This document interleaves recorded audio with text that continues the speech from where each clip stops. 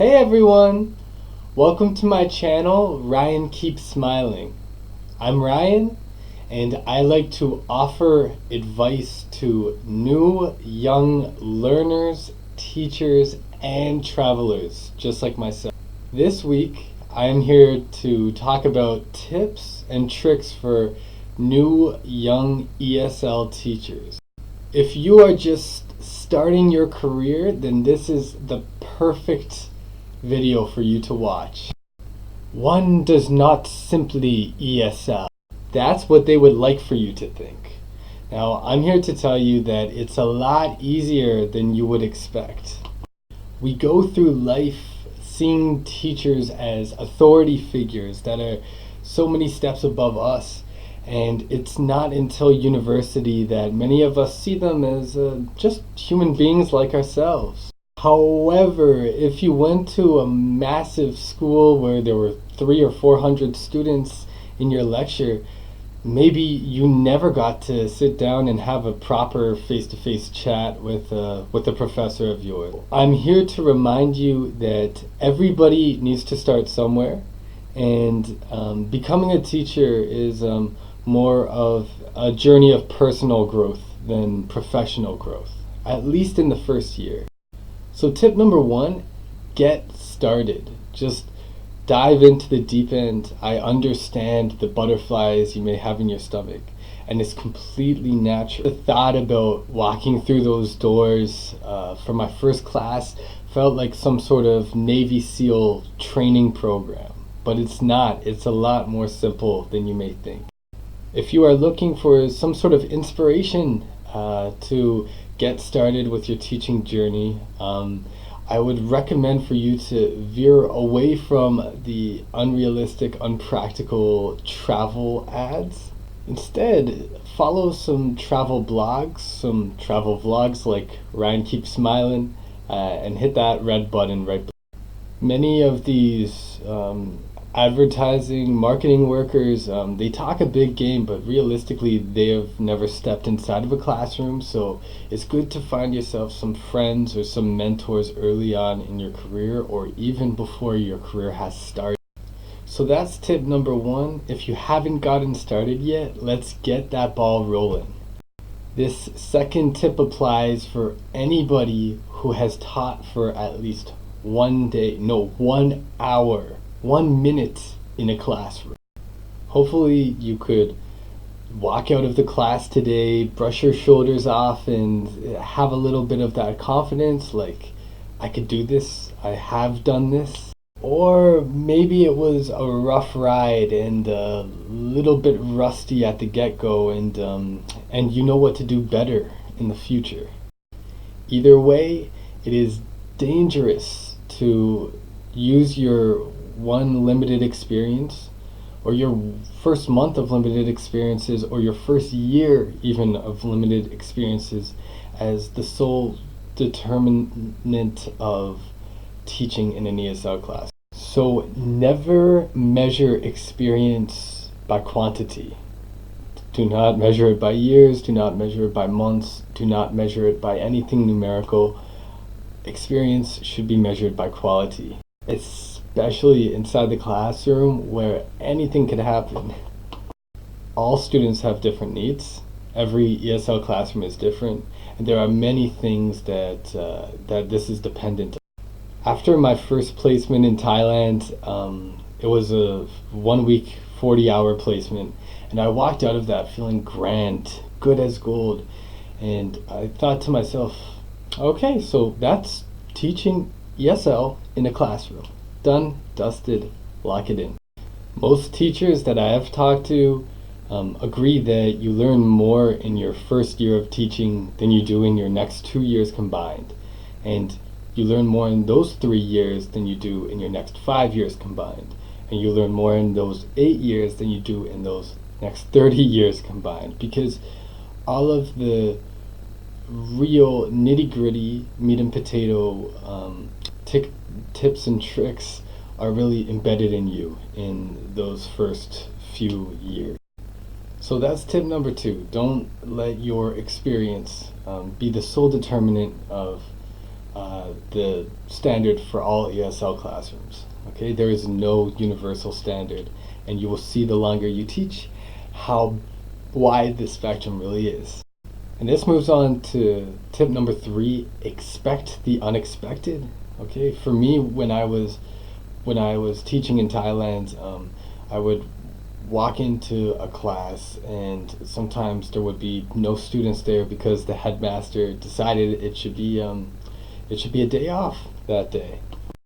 One time, my supervisor asked me to give a speech to 4,000 to 5,000 students and staff members, explaining in English what Christmas is. Okay, great. As they say, just roll with the punches, just go with it, and keep your head tall and your back straight. This leads into tip number 4, which is be understanding. Children can be complex. Adults can be complex. So whichever students you have, they have things going on in life, and just try to be as understanding as possible. This past summer, I taught a student who had lost a loved one in the previous couple weeks. He was over in Ireland for a summer camp, and basically we just spent his birthday in class playing games, pin the tail on the donkey, hot potato. So the aim was to give him a birthday to remember and to try to shed some light onto undoubtedly a dark time for him. He enjoyed it, the class enjoyed it, I enjoyed it, everybody enjoyed it, and it pays to build a relationship with your students and to try to get to know more about them. This helps you to be understand. Tip number 5, build rapport with your students. As young teachers, we have a massive advantage in terms of building rapport with our students, especially if they are children. They trust people that they can identify with. They trust people that they are familiar with. When I step into a classroom, any ESL classroom for the first time, it starts with my nationality. I start by opening up myself. And from there, I will ask them questions about their own experiences, where they are from, what countries they have been to, and of course, depending on the level and depending on the age, you could tailor these questions. Personally, I recommend never jumping right into material in a new ESL classroom, even if you're only there for the day. Your first 5 minutes in an ESL classroom are the most crucial to build rapport. But not only are you missing out on building rapport with those students, you are actually missing out on some professional development skills as well. If you could learn to be human inside the classroom and to really make yourself vulnerable in the classroom, especially as a new teacher, this will help you in the long run. I know many teachers who still haven't fully figured this out, and they've been in the business for a long time. And if there's 5 regrets for teachers who have been in the business for a while, this is one of the top 5. Some say building rapport can be more tricky with older students, especially if you're a younger teacher, than it is with children. I beg to differ. I haven't had problems in that department. So our next tip is don't be intimidated. So many people go into class expecting the worst, trying to reinvent the wheel. I guarantee you won't be able to do that, but once you find your groove and you find some confidence in the classroom, undoubtedly you will grow that confidence very quick. Find some allies, seek them out. There's always one. They're just as easy to find as the troublemaker is in the class, and there's always one of those as well. Don't try to be Mr. Macho if that's not the kind of person you are. Let your personality actually seep into your professional repertoire. You as a teacher shouldn't be anything but the alter ego of who you are yourself. My first time teaching, I walked in there with my French braids all wrapped up and like ready to steal the show basically. We did a hip hop dance with some of the kids for the annual Christmas celebration. When I was teaching in Toronto, I really pushed for more Indigenous education for the cultural learning in the classroom. Since I've been teaching in Ireland, many of my coworkers just tell me, hey, don't worry about teaching them about Irish culture. We got that. Why don't you focus on a little bit of Canadian culture yourself? And that's what I do. Whenever we talk about celebrities, I'm always name dropping Justin Bieber or Drake. When we're talking about travel, I'll bring up Montreal or Vancouver or Toronto. If we talk about TV shows or even better, politics, I created a Game of Thrones election assignment for them to engage in because it's one of my favorite television programs. See, this is the area you can go in as a teacher, and more likely than not, you will have this freedom to actually create or at least tailor and adapt different materials to be more reflective of your own personality as a human. Don't be intimidated by the students. Don't be intimidated by other teachers, and most importantly, don't be intimidated by the teacher you think you should be, because you'll get there, and no matter how ready you think you are, it will take some time. Some people, it's true, they are naturals at teaching, just like there are naturally athletic people, there are naturally funny people. But just because you walk into the class and you kill it doesn't mean that your experience stops there. Embrace the adventure. Man, I tell you, these old folks, they just don't get it.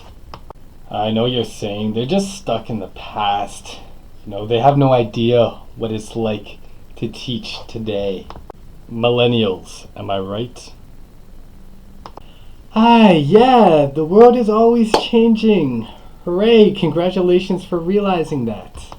But these guys have been doing it longer than you have, and I guarantee there are some nuggets of wisdom lodged up there.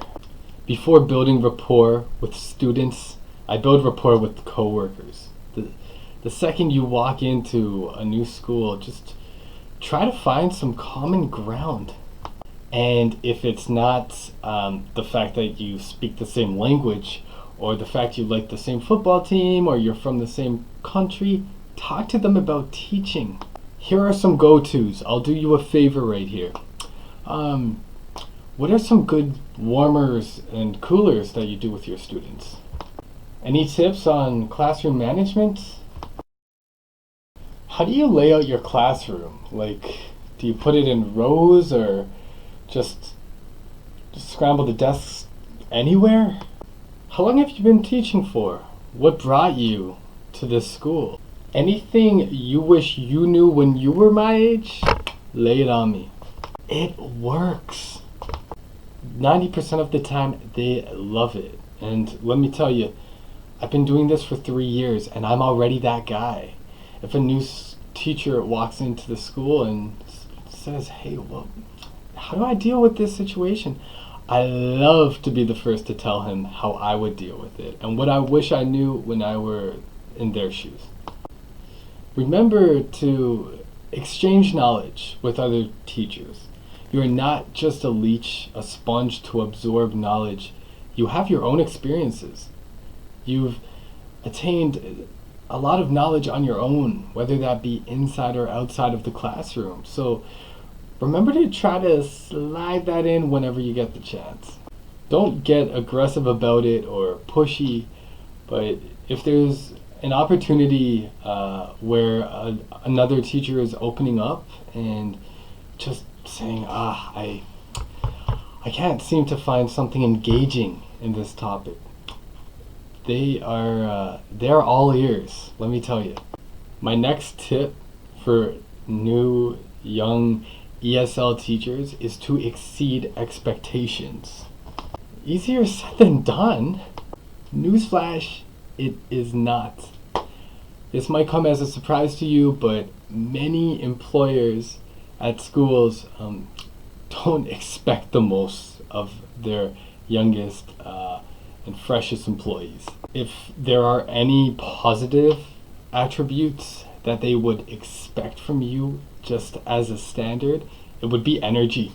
Okay, and even that has a downside. But if you use all of these potential downsides to your advantage, as we talked about before, you'll ace it.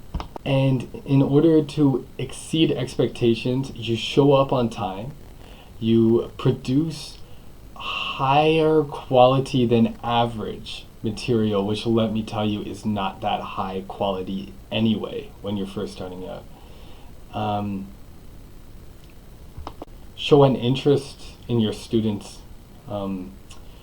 Report to your supervisors if you ever have a struggle with anything. This reflects traits of responsibility and of accountability that a lot of employers really admire and they don't expect from young teachers. Don't cut corners. Just don't. Okay? I mean, why would you? We all love what we do, don't we? Come on. Think back to those professors you had in university. Did all of them put 100% into every seminar or lecture you showed up to? We'll call it early for today, alright? Yeah, don't worry about it. You could just head on home after this, okay? I'll email you the assignment. Yeah, we all get there. And that's what you call seniority. A lot of teachers seem to think they're too good for either this or that.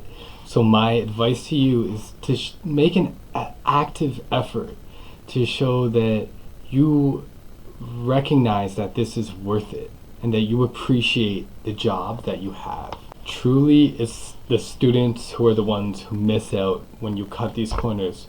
So exceed expectations by doing just above the bare minimum. And most importantly, have fun.